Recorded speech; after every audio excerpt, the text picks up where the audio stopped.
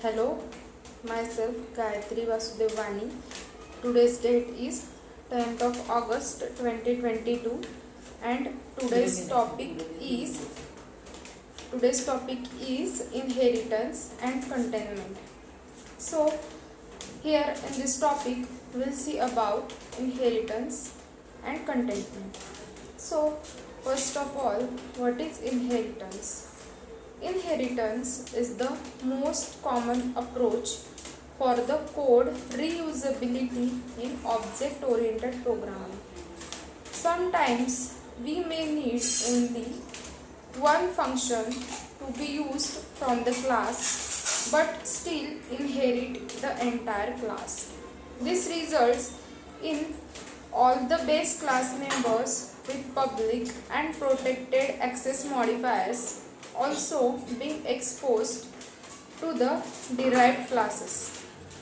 Containment provides an alternative to the use of inheritance along with the ability to control which members of a class should be available to the other classes. Now, what is containment?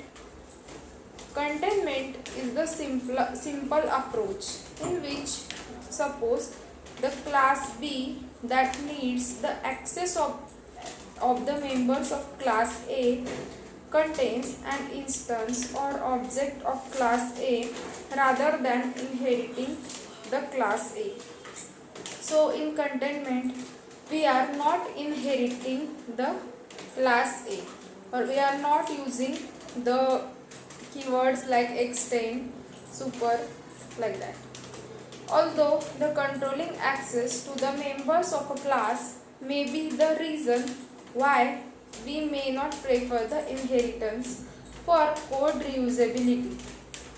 There are few points that help us to decide whether we should use inheritance or containment. So the point is, do we need the entire functionality of the base class or just some part of it? So let's take example of a class named living things, which is used to classify all the living things in the world, having the functions like can talk, can run, can walk, and so on. But now with this function it will be meaningful if we create a class named mankind that represent the human and derive it from the living things. This is because the human being can talk, can walk, can run. So we can inherit the common functions from the living things class and extra add the functionality in the derived class. However, will it make the sense to have class named animals and derive it from living thing class? The answer is no. Since an animal can walk, can run, but animal cannot talk, so the inheritance will expose this method to the derived class. So if we really want to inheritance with this concept, it will be better to break the living things into their into their subclasses.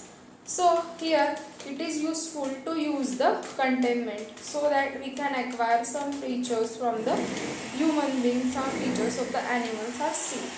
So this is about the inheritance and containment. Thank you.